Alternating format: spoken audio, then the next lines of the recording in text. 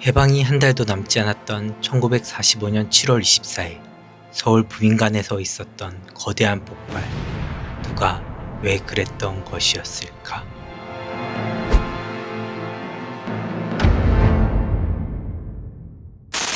부민관은 지금의 서울시의회 건물입니다. 7월 24일 부민관에는 국내 친일파는 물론이고 아시아 각국의 거물급 친일파들이 모여 있었습니다. 대표적인 친일파 박충금이 만든 대의당이 아세아 민족 분격 대회를 개최한 것이었는데요. 아세아 민족 분격 대회는 일본의 태평양 전쟁에 조선 청년들의 참여를 선동할 목적의 대회였습니다. 그런데 대회장에서 2개의 폭탄이 터졌고 사람들은 혼비백산하고 예정되어 있었던 아세아 민족 분격 대회는 무산됐습니다. 이 사건이 바로 일제강점기 마지막 의열 항일 무장 독립운동인 부민관 폭파의거입니다. 그 중심에 바로 대한애국당 소속 청년이었던 애국지사 조문기 선생이 있었습니다. 부민관 폭파의거는 해방 직전까지도 우리 민족의 독립의지가 얼마나 높은지를 나타내는 사건으로 기록되고 있습니다. 조문기 선생은 해방 후에도 조국의 완전한 독립과 통일을 위해 싸웠습니다. 이승만 정부의 단독 정부 수립을 반대하다 1년 6개월의 옥고를 치르기도 했습니다. 1959년에는 난데없이 대통령 암살, 정부 전복 음모 사건의 주모자로 몰려 갖은 고초를 겪었고 허리를 다 펴지도 못한 고문 후유증을 평생 겪어야 했습니다. 그래서 독립이 되었어도 그 독립은 친일파들의 독립이요 해방이었다라고 말하고 지독한 생활고 속에서도 독립운동가로 이름 올리기를 끝내 거부했습니다. 조문기 선생의 부인까지 몸져 눕게 되자 보다 못한 사이가 몰래 독립유공자로 등록해 1982년 결국 건국포장을 받았습니다. 그 이후 조국과 민족을 위해 내가 할 수 있는 일을 찾아 최선을 다하겠다라고 다짐하고 1983년부터 광복회 독립정신 홍보위원이 되어 전국 순회 강연을 했습니다.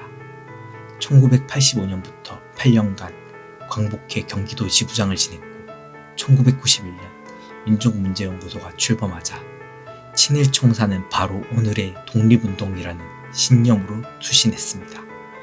1999년 민족문제연구소 2대 이사장에 취임해 활동하면서 정부가 개최하는 3.1절이나 8.15 광복절 행사에 참석하기보다 진정한 조국 독립을 위해 거리의 투쟁을 선택했습니다. 선생의 마지막 소원은 바로 친일인명사전 편찬이었습니다. 친일청산을 위한 이정표를 만들고자 한 것이었죠. 그러나 친일인명사전 발간을 불과 6개월 앞두고 혈액암 투병 중 2008년 2월 5일 안타깝게도 조문기 선생은 별세하고 말았습니다. 조문기 선생은 국립대전현충원 독립유공자 묘역에 안장되었고 올해 13주기 추모제가 진행되었습니다.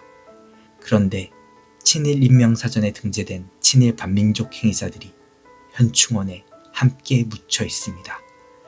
독립운동가를 토벌했던 백선엽, 김창룡 등이 그렇습니다. 정부 여당의 추진으로 국립묘지법 개정을 앞두고 있지만 현충원의 친일파 백선엽은 개인묘지 안내판이 설치되는 등 특혜를 받고 있었습니다. 평생을 친일청산에 바쳐 활동했음에도 조문기 선생의 비석에는 이런 글이 쓰여 있습니다. 이 땅의 독립운동가에게는 3가지 죄가 있다. 통일을 위해 목숨 걸지 못한 것이 첫 번째요.